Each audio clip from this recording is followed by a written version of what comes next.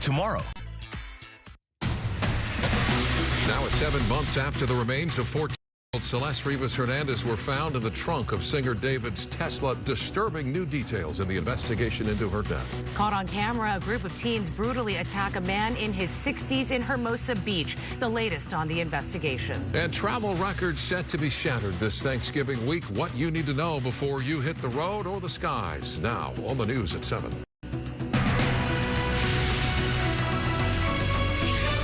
Good evening, I'm Micah Ullman. And I'm Cher Calvin. More grisly details emerging in the death investigation of Celeste Rivas Hernandez, whose remains were discovered in the trunk of singer David's Tesla. Now there's a security hold on the medical examiner's report. KTLA's Samantha Cortese has the latest in this gruesome case. Hi there. Attorneys say learning how Celeste Rivas Hernandez died will be critical in making arrests. But we will not learn that information before police due to a new security order issued on the medical examiner's office. Two critical pieces of information are needed. That is the manner of death and the toxicology report. In the investigation into the death of 14-year-old Celeste Rivas Hernandez from Lake Elsinore, only detectives will have those details for now. The girl's body was found in the trunk of singer David's Tesla in the Hollywood Hills in September. The LAPD was granted security hold, which is a court order to keep the medical examiner's findings from being made public. The coroner and the police are not to release any information to the media until those two critical data points are known. Sources tell KTLA Civid is a suspect, and now another person is reportedly being investigated for being involved before, during, or after her death. David, whose real name is David Anthony Burke, is reportedly not cooperating with the investigation. We reached out to his attorney and did not hear back. In the News Center, Samantha Cortese, KTLA 5 News. A group of teens on e-bikes attack a man in his 60s who was walking home in Hermosa Beach Friday night, leaving him with severe head injuries. That attack caught on camera. The man can be seen just before 8 p.m. carrying a pizza in an alley off 11th Court, about a block away from the pier. The victim walks by the teens when one of them attacks them. The rest join in. Area residents say the teens are known troublemakers in the area. These kids are noted for constant trouble. They run in packs of 5 to 6 bikes at a time. I've viewed and witnessed attack Dondo. They circle people and then they attack them. Police arrived on scene in minutes. The victim was taken to a nearby hospital. He has since been released. None of the teens has been arrested. Detectives say their investigation is ongoing. A 12-year-old boy was seriously injured after being hit by a car while riding his e-bike in Anaheim. Surveillance video shows the boy entering an intersection when a four-door Honda Accord blew through a stop sign and hit him. The car then crashed into another vehicle before the occupants ran from the scene. Police say they do have leads. They are investigating a possible DUI. The boy, who suffered a broken leg and a concussion, was on his way to a friend's house to do schoolwork. A candlelight vigil has been set for today to honor fallen Alhambra police officer Alex Sanders. The 28-year-old who joined the Alhambra PD 8 months ago was killed Thursday in the line of duty in a high-speed collision with a suspect in a stolen vehicle. That suspect has now been charged with murder. The vigil will begin at 5:30 at the Alhambra Police Station at 211 South 1st Street. A growing memorial for Burbank Police Canine Spike, who was killed during a weekend pursuit. Police were conducting a traffic stop on Saturday when a passenger in the car ran into a residential area. Spike pursued the suspect, who opened fire on the canine. Officers returned fire, killing that suspect. Spike was rushed to an emergency veterinarian but succumbed to his wounds. The 2-year veteran of the department is being remembered as an intelligent and devoted partner. Well, Thanksgiving is just 3 days away, and that means millions of Americans are planning to hit the roads and the airports to see family and friends. AAA estimates nearly 82 million people will travel this week for the holiday, and 2.5 million of them through LAX. That's where Lindsay Pena is with the latest on your holiday travel. The week is off to a pretty decent start here at LAX. No major mishaps. According to FlightAware, less than 200 cancellations and around 10 delays today. The travel rush is well underway.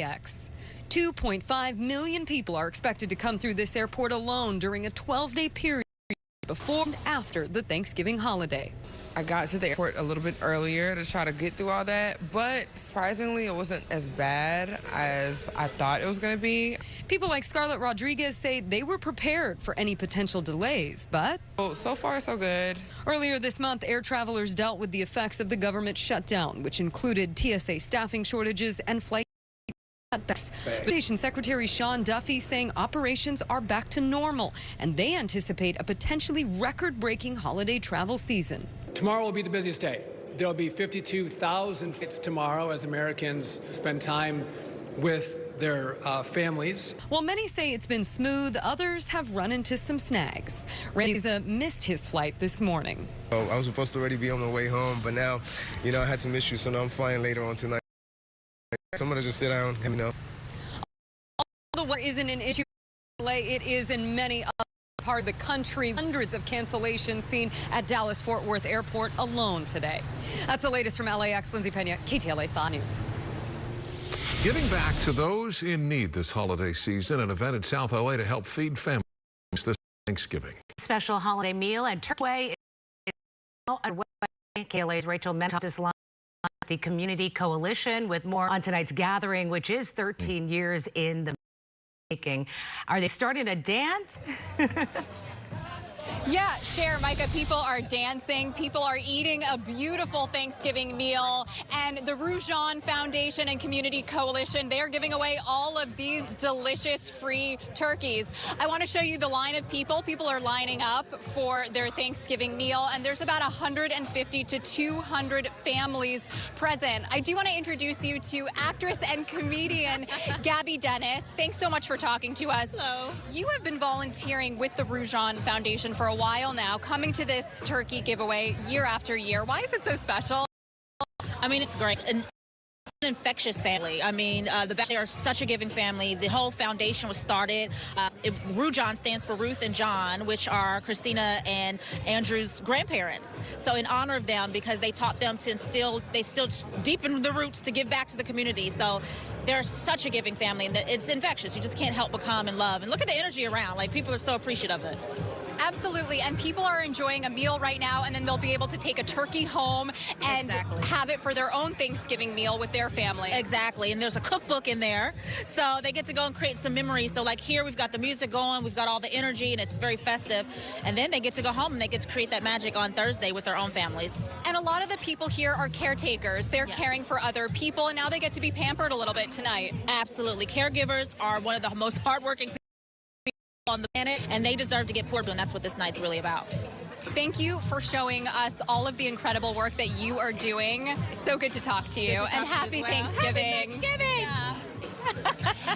Cher, Micah, this is an incredible event. 150 to 200 families here enjoying a beautiful Thanksgiving meal and then walking away with all kinds of supplies and a free turkey. That's the very latest tonight from South LA. I'm Rachel Menitoff. I'll send it back to both of you in the studio. Work, so good to see. I know. So much, just heartwarming. It is. It is. Thank you, Rachel.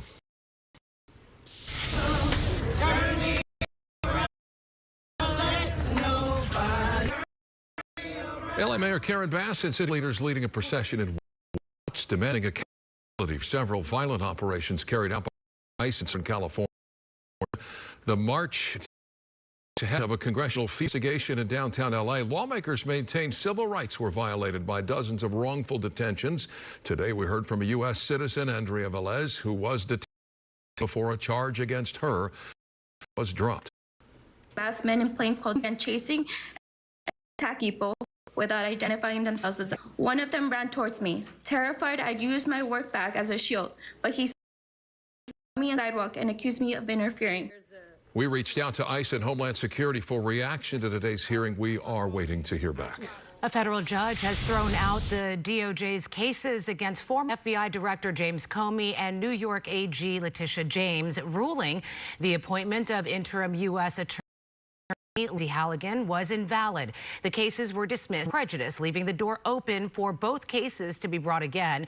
James saying that he is heartened by today's victory. The White House responding, quote, "This will not be the final word." The Pentagon says it is investigating Democratic Arizona Senator Mark Kelly over, quote, serious allegation of misconduct and could recall the retired naval officer to active duty for court-martial proceedings. The investigation comes after Kelly joined a group of Democratic lawmakers calling on terrorist members to disobey unlawful orders that clearly violate the U.S. Constitution. On X, Kelly responded saying, quote, too much to this country to be silenced by bullies. To Sacramento, a formal ethics complaint has been filed against State AG Rob Bonta, alleging he improperly used nearly $500,000 in campaign funds for attorney's fees to a private law firm.